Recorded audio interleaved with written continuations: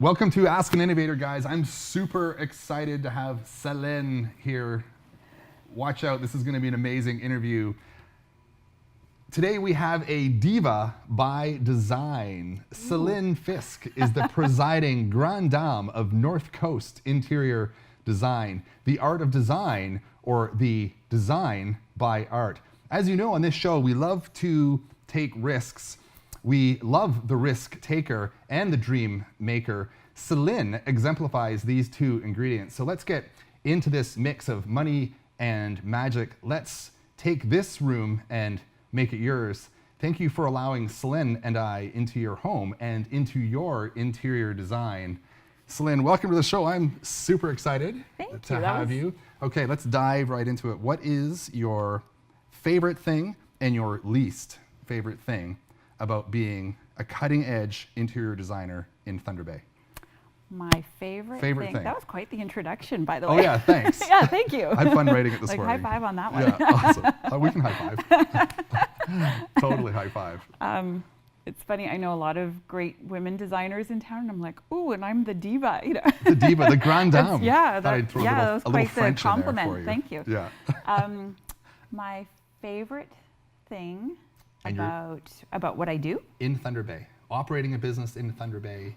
The best thing, the worst thing. Yeah. I'm actually more interested in the worst thing. And the worst thing. About operating a business in Thunder Bay. Because it's kind of, we want to get gritty, get a little bit gritty with it. Okay, so the best thing is that that it's such a small town, it's such a fantastic community. Mm-hmm. So I don't advertise. Mm-hmm. I mean, very, very minimal advertising. So all of my business comes from referrals. It all comes from, I do your home, and then your mom comes over and goes, oh my gosh, I love your home, Cole, who did it? And you tell your mom, and then your mom calls me. So that's fantastic. And it's a great size city, and I love Thunder Bay. I'm a huge, big Thunder Bay girl. Word of mouth is a super powerful tool. Yes. As long as you're on the right side of it. Yes. Right. It's this adage here that I use often in Thunder Bay. If you do one thing well in Thunder Bay, one person will hear about it. Yep. If you do one thing wrong in Thunder Bay, usually it's 10 people will hear about it. In Thunder Bay, it's 100 will hear about it. Yes. Come on, Thunder Bay. Yes. And so speaking of, we were talking about vulnerability earlier. Yes, we were. We love the V word on the show. Yes, the V word. So I do, shocking, I know, I do things wrong. Yes. All right, really? I do. Wow. Yeah. Terrible. I drop the ball. I have a lot of projects going. At anyone, say right now I have 30 projects going. Amazing. Wow. And that's a lot of balls in the air. That's a lot of balls. So there's a lot of sort of whoops, I dropped that one. Whoops, I dropped that one. And so the problem with being in Thunder Bay is sometimes, you're at Safeway and you're just like, oh my God, I hope I don't run into this. Yeah. Just waiting for the answer about where your stuff is, because, I meant to call them, but I had the other 29 balls up in the air today. Yeah. Where's my couch? Where's my blinds? Yes. Is my carpet coming in? Yes. Right. Yeah. That's exactly it. Yeah. You sound like my customers. Right. So it all gets there eventually. I really strongly believe in, if I promise something to you, I'm going to deliver, eventually. So I have a problem sometimes with taking on a little bit too much, but that's part of being in business. Sure it is. As you know, you have to take it when it comes to you. Do you consider yourself a serial entrepreneur? Yes. Oh yeah, right. absolutely. So this would be taking on more than you think you can handle. Do you think you take on more than you can handle as a business person? No. No. I love it. Yeah. No, absolutely not. Yeah. It always works out. Right. Yeah. This is a question that we usually I just meant serial entrepreneur because I've been running some sort of small business since I graduated high school. Right. Yeah. Could you ever work for somebody? No. Have you? I have for a brief stint. I worked at a store in Victoria for somebody, and it it was really, really, I found it really difficult. Yeah, isn't it terrible? Yeah, Mm-hmm. for me, yeah. Yeah, sure. And I'm sure that all of my staff would say the same about me. So I'm sure it's terrible for them to work for me, but who knows? Well, I doubt it. But you know what I say is actually, and I tell my kids that they go, well, you don't have a boss. I'm like, actually, I do. I have 30 bosses. All the people that are waiting for me, all of my clients, they're all the boss of me right now. Yeah. as are your clients at your restaurant. Yeah, they are really. Yeah.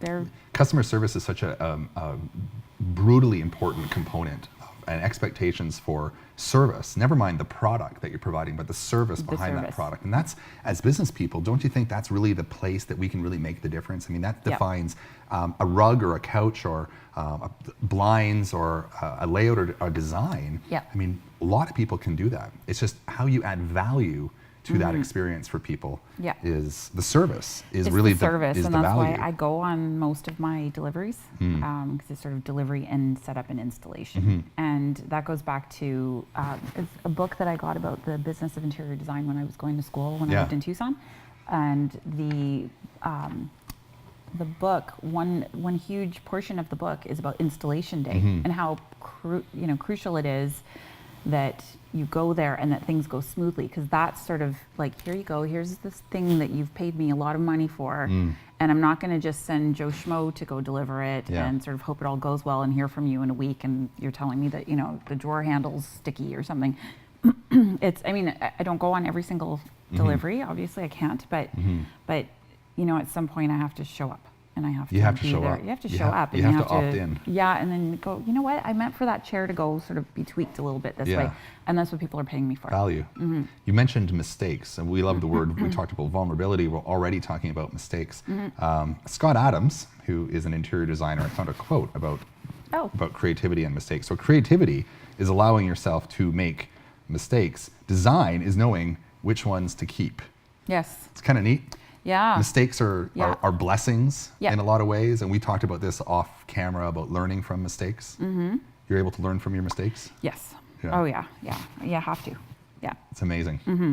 Let's go back a little bit about Thunder Bay. Now, we talked about some of the great things about Thunder Bay, and it's easy to talk about that. What are some of the challenging things about Thunder Bay? I feel like just as a business owner, one challenge that immediately comes to mind is being in Thunder Bay. I equate it to we're a bit of an island here as far as, freight, like any, sort of getting things here, getting things away from here. Shipping costs. Are real. And and you're supposed to pass that shipping cost off to the customer. Yeah. Are they willing to pay it? No. No, and I don't blame them as a customer. Like I buy things in Thunder Bay too, and I don't want to have to pay 10% more than if I were living in, Sault Ste. Marie or something. But they're so we're sort of right in the middle. We're you've got Winnipeg over here and you've got Toronto down here.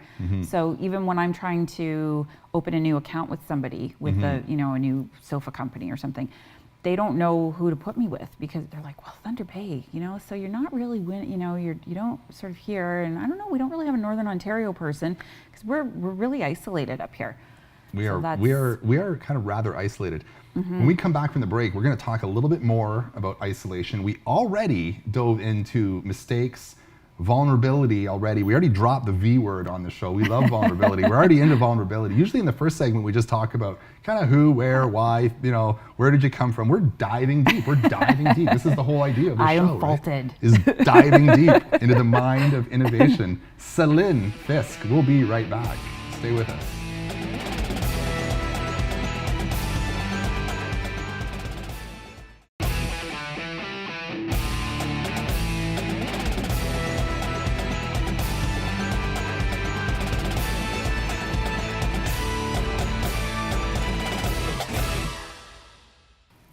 Welcome back to Ask an Innovator. Celine Fisk, the diva of design and the grande dame. Celine, you're bilingual. Yes. Yeah, I was about to say Celine is bilingual, but Celine, you are bilingual. Oui. Yeah. Yes, I am. How does the French, part of your upbringing, influence your design today? Influence my design? Yeah. Oh. Do you subscribe to being French? Is it something? Is it a badge that you wear? Is it honorable? Yes. Is it? Yes, if I Yeah. have a chance to speak French to a client, I usually do. I try to. I feel a little bit rusty. So I don't speak French every single day. Right. You know, I went to French, sort of like Franco Supérieur in Southern Ontario. Yeah. So I did speak French every day in high school and elementary school, but it's been a long time since then. But for example, a client came in last week and I asked her if she wanted anything. You know, I said, "Hi, how are you? You know, would you like any help?"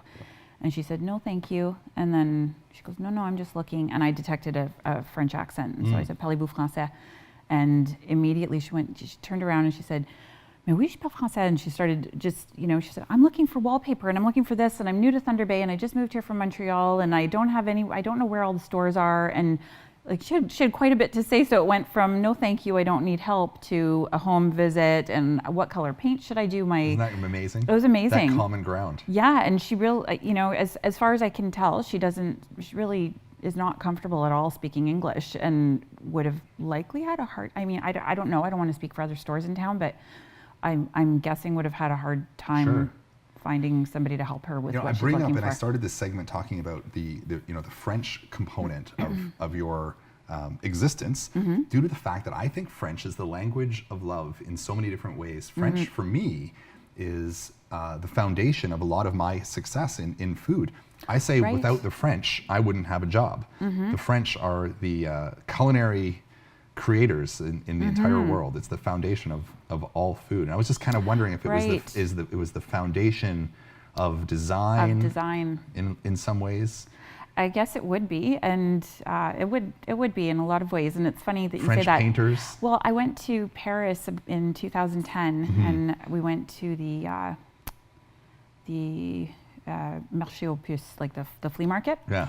And one of the things that I was searching for was old architectural drawings. Yeah. And I came across a vendor that had some, and so I purchased this architectural, drawing. Cool. Yeah. But it's actually it's a student it's a student project from 1919 from somebody that was going to school and learning how to be a drawer or a drafter or an architect.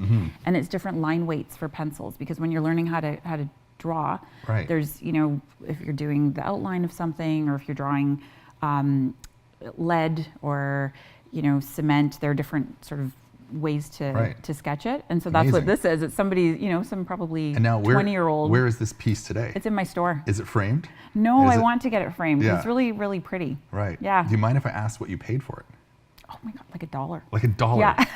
The woman totally saw no value in it. It was like she had to climb over boxes into the back. She's like, "Is this what you're looking for?" Why does this lady want this? No, I don't know. I don't really want it that bad. Oh, right. So I see. So you played the game I had to a little play bit. the game a little bit. Yeah, so you got her down like, to "Oh my God, I want that. I'll €1. pay anything." Yeah, amazing. Yeah. So talking about money, this is a good little segue to talk about, say, some of the, because we do like to talk about money on the show. Emotion and money are two pretty powerful things. Yeah. That's why in my prologue to introducing you, I talked about money and magic. Magic being the art, and money is the money. Pretty straightforward. So the design business, I did a little bit of research. The design business revenues in Canada, it's hard to find fiscal demographics on Canadian businesses, especially niche kind of businesses like interior design. So $1 billion is the revenue. Annual growth between 2012 and 2017, 2.3%. The industry employs, there's about 7,761 employees. And here's the interesting thing. There are 7,112 design studios in Canada. So the employee number and the studio number are almost identical in a lot of ways. So there's there's small businesses. They're very small businesses. Right? And then I looked into one other component of the research, which was very interesting, is that there is no one notable major design studio that's kind of dominating the industry. Like we would look at retail, we would think of Walmart or Amazon. There's no such thing. So 7,000 employees, 7,000 businesses. Yeah. There's a lot of one woman or one man design studios. Isn't That's that a neat? very interesting stat that you pulled up, and that makes a lot of sense. Small business. Do you think that small business is the lifeblood of community? Do you think that small business is vital to the success of a community? It is. It is. Yeah. Are you proud being a small business owner? Very. Yeah. Yeah. Very. Very. Do you wear it as a badge? Mm-hmm. Mm-hmm. And I do. And where my business is located at Bay and Algoma, I live very close to where my store is. I tend to do all of my shopping right there. Yeah. You know, I try to get all my groceries at Rinko's or at Maltese, and I get all my Christmas stuff there. I get all gifts, anything that I need. You know, any hardware I get from Mayor Hardware. You know, yeah, absolutely. We all, and I know that the other business owners, if you look around, almost everybody in that intersection has purchased something from me. Yeah. Like, oh, they have my blinds, and they have my blinds, and they have a rug, and they have this. Yeah. That is very interesting. There's a John Saladino, again, another relatively famous American interior designer. A house is much more than a mere shelter. It should lift us emotionally and spiritually. When you're designing or working with a client, is there an emotional connection? Huge one. A huge, huge one. I assumed you were going to say that. Now, is there a spiritual connection? Oh, I'm certain there is. Yeah. Talk a little bit about the spiritual connection. Oh, the spiritual connection. The spiritual connection that a client might have with their surroundings, with the design of their, outside of, say, an altar or any kind of iconic spiritual art. What's the connection between emotion and spirit and space? That especially because it's your home, it's shelter. It's one of the primary needs of human beings. Yeah. You know, is to have shelter for yourself and for your family, safety, and that can be an emotional thing. So you go out into the world every day and you work, and then you come home and you want to be calm and feel good about your personal space, and that's such a huge component of my business, and that's I think why. Going back to the 7,000 business owners and 7,000 businesses.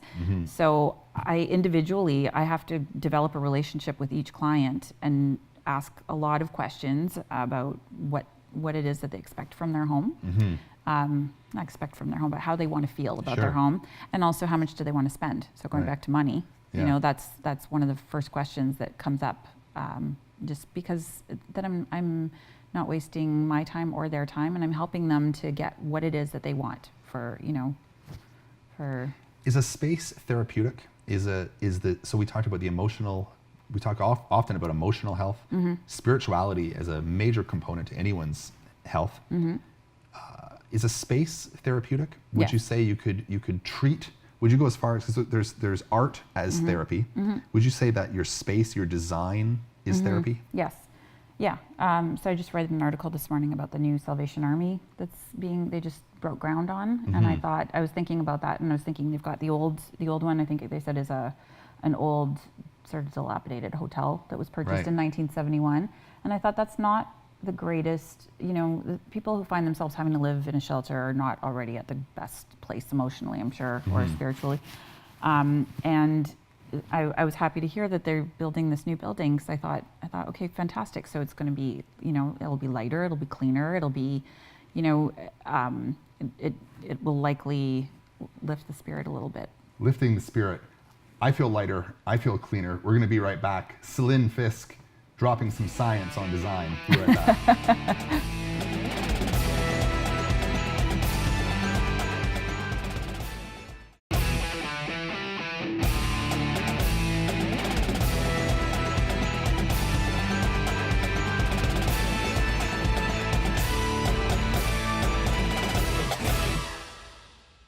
Ask an Innovator. I can't even say it. I'm so excited. Ask an Innovator we're back. Celine Fisk. As you guys know, I often say this on this show, the best conversations happen off camera. I attempted to ask Celine a question about money, about the cost of interior design, and off camera, Celine asked me essentially to weigh in on the cost of interior design. So here's the bullet question. Is interior design for rich people?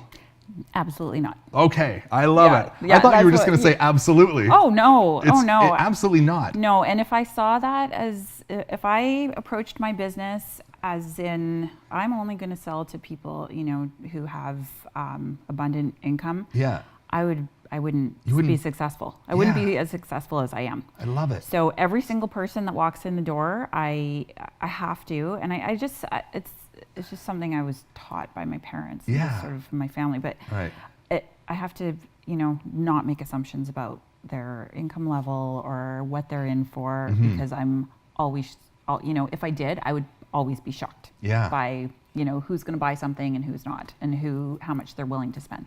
So, I mean, if someone came in for you, what's the minimum amount of money that they could spend to get an interior design consultation? A consultation? Yeah. Sometimes they're free. They are often free if it's something. So the way I approach it is I'm very upfront with my clients, and I tell them right when they walk in, like, the way that I earn my income is through sales, and that's the way that almost every single interior designer or anybody that's involved in business. It's a business. You've got bills. So you either have to sell consultations or you have to sell a product, and make a profit from the product. So I will do free in-home consultations based on, the fact that you're buying wallpaper from me, so I'll come and help you pick the wallpaper. Oh, interesting. I won't pick the wallpaper and then say, plus you owe me money for me having come here. Right. If it turns into other things where That's really cool. Yeah, I've got clients that pay me to go in and, meet the painter while they're out of town and, and that sort of thing, then yes, there's an hourly fee just for my time because it takes me away from the store. But typically my service is part of the purchase of the product that you're getting from me. Have you ever done any pro bono work? Have you ever say met somebody who you've really connected with and just that, I'm just going to do this for whatever, maybe the therapeutic reasons or for spiritual reasons or emotional reasons? Have you just kind of said, here, this is on me? Yes. That's really cool. Yes, I have. Yeah. That's amazing. Now, on the other side of that, on the flip side of that, and it's always fun to talk about money and being gratuitous sometimes, so why not? Have you ever had someone come in with an unlimited budget and said, go for it? Yes. Right. And that's lots of fun too. Both are fun. Both are fun. Right? They're really fun. I love what I do. Absolutely love my job. So if somebody just wants to sort of revamp things and, they love the colors of the 70s. I don't care. I just want to help them to make their home a reflection of themselves. I definitely would say that I don't have sort of a Celine stamp. Like, you don't sort of walk into somebody's home that I've done and go, oh, that must have been by Celine, because you can't by tell. Celine Yeah, sounds cool, well, but I mean, it's it's like a designer, like clothing. You can sort of tell a Chanel jacket. They've got a certain look to them. I would say I don't. Right. Yeah. Milton Glasser, again, an interior designer. Computers are to design as microwaves are to cooking. So clearly Milton doesn't like computers. I don't either. You don't like computers? Is this a designer thing? No, I know a lot that I think most do. Yeah. That's just my thought. I'm a huge fan of the pencil and the paper. Right. And you came to my store this afternoon and said, what should I do? I'll go, as you're talking, I'll start drawing a floor plan. I'll go, is this what you mean? And then, and then I'll sketch. If you look at my Instagram page, there's like lots of sketches that I've done for people. And do you remember, you've heard of Candace Olsen from Cityline? Sure. Remember she got her start kind of on Cityline. Of course. And people would call into a show like this and they would describe their room and she would sketch it. Yeah. She would show the camera and sort of goes this. And I always thought that was fascinating. And I saw such a huge, that to me, the link between being able to sketch something for your client to show them, because everybody goes, I can't visualize it. I can't picture what this is going to look like. And so I'm able to sketch for them and to show them what it is. And I definitely am not going to pull out my computer and start trying to, put a sketch together. Something near and dear to us on this show is technology. Advertising, marketing is a big component of everything that we do. Word of mouth, you mentioned in the very first segment, word of mouth is a huge component. And that's the beautiful thing about living in Thunder Bay is word of mouth, as long as you're on the right side of it. Yeah. Very, very powerful.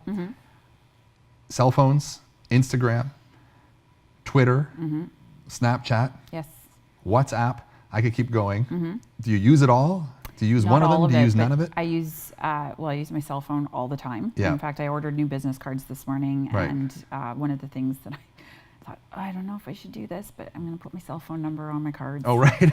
Because really, that's become the easiest way for clients to reach me. And do you have a landline? No. No. Well, I do at home for my kids. I call it the 911 phone. But okay, right. Yeah, the bat that's phone. all it's really for. Yeah. But yeah, I use my cell phone for everything. And as far as my social media presence, Instagram is the best. Right. I found it's the easiest way. And I've actually gotten a lot of clients. Cell phones have a massive impact in our lives. Yes. When you're out at dinner and you're sitting across from another couple, and the couple, man or woman, man, woman, whatever, doesn't matter the gender, they may or may not be on a date, and they're both on their phones for minutes at a time. Do you look at them and judge them? Do you think, wow? I don't judge them. I feel sort of a wholer, like, sort of, I feel like, wow, what a shame, you know? Like, it sort of projects to everything. It's like, wow, this is how my kids are growing up, and this is how people are, you know. And I certainly have been one of those people sitting in a restaurant on the phone. I was going to ask. Oh, of course, Yeah, we talked about ownership. Yep. I'm the same way. Yeah. I'll judge, and I'll kind of like, look at them. Yeah. You know, are they texting each other while enjoying their pasta? Yep. Next thing I know, you're whipping out your phone. I'm doing the exact same thing. Yeah. Right. On Mother's Day, my kids took me to the Red Lion for dinner. Yeah, awesome. It was awesome. Love it there. Yeah, yeah. And the reason we picked it, like, it's a great restaurant, but we like the board games. Yeah. And so there's a lot of, they Super have, cool. you know, they have present mommy, you know, so it's like I'm there and I made Analog. a point. Yeah, and I made a point to leave my phone, you know, at home, and we went and we played Scrabble and we laughed our heads off and had a great dinner. And it's, you know, and it wouldn't have been the same if I'd brought my phone in. No. A necessary evil? Would you describe phones as a necessary evil? Yeah. It transformed my business. How old are your kids? 14 and 11. We are the same age, and we are describing our phones as necessary evils. How do you think your kids describe their phones? Do you think they're necessary evils in their life yet? Are they necessary? They're not necessary. I think we're all just telling ourselves that they are. Yeah. What happens when you take their phone? I'm assuming you use that as a point of leverage. And yes. You take their phones away, and what happens? They own up. They step up. They get real. It gets real fast. Isn't that amazing? It's like, you know, that. Like, whoa, she means business. We can all relate to that feeling, looking in your purse or my pocket for a phone, and it's not there, and your heart just sinks. Yeah, I've come up with some really great hiding spots in my house for the phone. Isn't that amazing? Yeah, you always have to be one step ahead of them. Yeah. Well, guys, Ask an Innovator, there you have it.